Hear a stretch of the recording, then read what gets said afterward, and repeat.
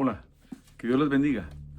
Caminando por la palabra, ahora nos vamos al libro de Éxodo, en el capítulo 13, verso 17, en donde encontramos este pasaje que habla sobre la columna de nube y de fuego que el Señor preparó para el pueblo de Israel que salía de Egipto, en donde el Señor les libera de su esclavitud, el Señor les libera de su opresión, el Señor les da libertad, y ahora ellos se dirigen precisamente a la tierra prometida, a esa tierra que fluía leche y miel, un lugar precioso, totalmente diferente a su realidad en Egipto, que era una realidad de esclavitud, a un lugar de libertad, a un lugar de prosperidad, a un lugar de bendición, que era precisamente la tierra prometida, Canaán, ese lugar que el Señor había provisto para su pueblo, en donde su pueblo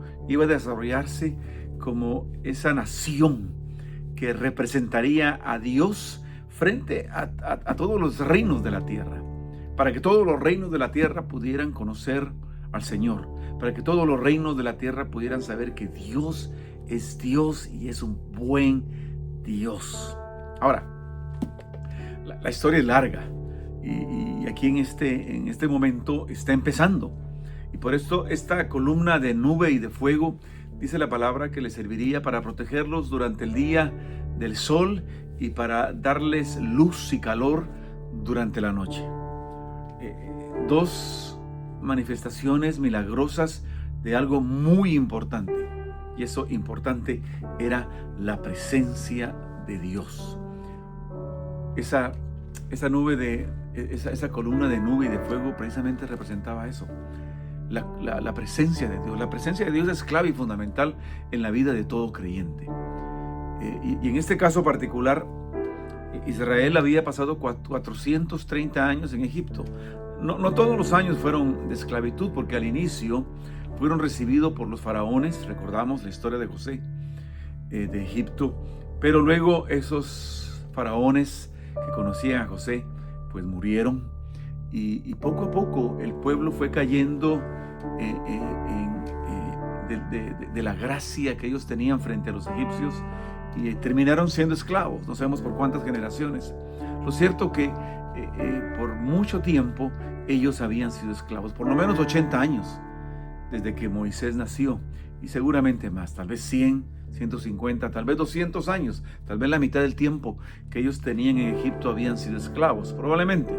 Lo cierto es que para ese momento, como todos sabemos, el pueblo era esclavo, y su clamor era grande, y el Señor escuchó el clamor y el Señor los liberó.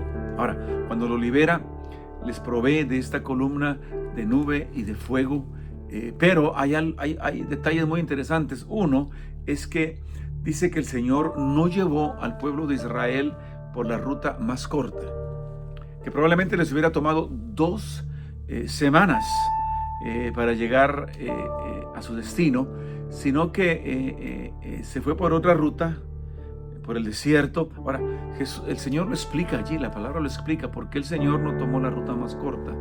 Y la ruta más corta no la tomó porque era la ruta en donde tenían que pasar por el pueblo de los filisteos.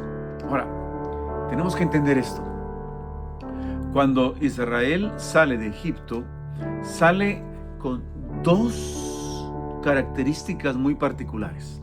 La primera, sale con mentalidad de esclavo. Ellos en Egipto, por lo menos 3, 4, 5 generaciones habían sido esclavos, es decir, su mente estaba condicionada a la mentalidad de esclavitud. Ellos no eran guerreros. Ahora, los filisteos eran guerreros.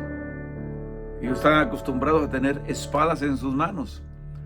Los israelitas estaban acostumbrados a tener azadones en sus manos, palas en sus manos, instrumentos de trabajo en sus manos y no instrumentos de guerra. Entonces el Señor dice que no pasen por ahí, para que al ver a sus enemigos, a los filisteos, les dé miedo y quieran volver a Egipto. El Señor conocía el corazón de su pueblo. El Señor conocía el corazón y la mentalidad de esclavitud de su pueblo. Iban a tener miedo, iban a tener temor de poder enfrentar al enemigo. ¿Por qué? Porque no tenían la capacidad mental de hacerlo, porque su mentalidad era mentalidad de esclavo, no de guerrero. Mira, el Señor sabe cuando en nuestro corazón y en nuestra mente hay algo que tiene que cambiar, y definitivamente lo que el Señor quiere cambiar en toda persona es esa mentalidad de esclavo que pueda tener en la vida, en donde todo le da miedo, en todo le asusta, en donde pareciera que nada puede realizarse, y en donde cuando las circunstancias adversas vienen, le da temor, le da miedo y desea regresar de donde salió, aunque donde salía era esclavo y lo trataban mal y lo golpeaban y lo abusaban. El que tiene mentalidad de esclavo prefiere volver allí que realmente luchar por esa tierra prometida que el Señor le ofrece, esa tierra que fluye leche y miel. Y algunas veces pasa eso, y el Señor quiere que cambiemos esa mentalidad en nuestros corazones y en nuestras mentes. Este es el tiempo de cambiar. Este es el tiempo de ser diferente. Este es el tiempo de decirle: Señor, ayúdame a no tener mentalidad de esclavo. Señor, ayúdame a tener una mentalidad de guerrero. ¿Por qué? Porque tú peleas por mí. Ahora, el Señor necesitaba llevar a su pueblo por otro lado para prepararlo, y esa preparación le tomó 40 años. 40 años hasta que lograron conquistar la tierra prometida. Ahora, yo no sé en qué punto de tu vida el Señor está. Lo cierto es que si las cosas pueden estar demorándose un poco y tú estás agarrado de la mano del Señor y tú estás caminando en la presencia del Señor, como lo estaba haciendo el pueblo de Israel en ese momento, ten paciencia y confía en Dios. Él sabe por qué algunas puertas se cierran y otras se abren, porque algunas veces algunas cosas van a tomar más tiempo que otras. Confía en Dios. Cree en Dios. Si estás agarrado de la mano del Señor, confía en Él, cree en Él, cree en Él. Ahora, esa era una de las características que el pueblo de Israel tenía cuando sale de Egipto. La otra característica era un corazón idólatra. Tenía una mentalidad de esclavo y tenía un corazón idólatra. ¿Por qué? Porque en todos esos años que estuvo en Egipto, ciertamente entendía quiénes eran ellos como pueblo de Israel, pero al mismo tiempo, entre observar a los dioses egipcios, entre tanto ellos estaban en ese lugar, fueron tomando formas, fueron tomando pensamientos, fueron tomando ideas, fueron tomando sentimientos que los hacían inclinarse ante los dioses ajenos. Y muestra de ello es que tan pronto Moisés los dejó solos y él se fue al Sinaí a buscar la ley de Dios. Cuando él regresa, todos sabemos, al mando de Aarón, su hermano, habían construido aquel becerro de oro para adorarlo. Es decir, el corazón del pueblo era un corazón idólatra, y por eso el primer mandamiento se trata de eso. Dice: no tendrás dioses ajenos delante de mí. ¿Por qué? Porque el pueblo en esos años que estuvo en Egipto aprendió a ser idólatra, aprendió e inclinó su corazón a otros dioses. ¿Y cuántas veces nosotros podemos tener también un corazón inclinado no a Dios, sino a los dioses de este mundo?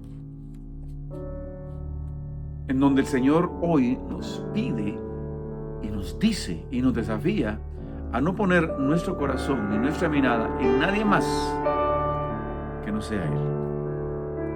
Probablemente ahora no tenemos dioses como los que hicieron los israelitas en el desierto, en forma de becerro, hechos de oro, pero el ser humano, los seres humanos, tendemos a poner nuestros corazones en muchas cosas o personas que no son Dios. ¿Por qué? Porque estamos rodeados de eso. Estamos rodeados, vivimos en una generación totalmente alejada de Dios. Vivimos en una generación totalmente que desprecia a Dios, que busca otras formas y alternativas en dónde poner su corazón. Pueden ser cosas, puede ser el dinero, pueden ser los placeres, pueden ser el entretenimiento, puede ser tanta cosa que ocupa el lugar que solamente le pertenece a Dios, o pueden ser otras personas que ocupan el centro de nuestra vida, algunas veces nosotros mismos, en una forma de vida egocéntrica, o puede ser alguien más en quien nosotros hemos puesto nuestra confianza. Y esa es una forma de idolatría. El Señor hoy nos dice y nos quiere ayudar a que cambiemos. Dios quiere que cambiemos nuestra mentalidad de esclavo, y Dios quiere que cambiemos nuestro corazón idólatra por un corazón nuevo, por un corazón de guerrero y por un corazón santo. Ese es el tiempo de hacerlo. Este es el tiempo de hacerlo. Dios tiene una tierra prometida para ti, pero necesita que seas y tengas un corazón de guerrero, una mente de guerrero y un corazón santo. Que Dios te bendiga, que la paz de Dios esté contigo. Nos vemos a la próxima.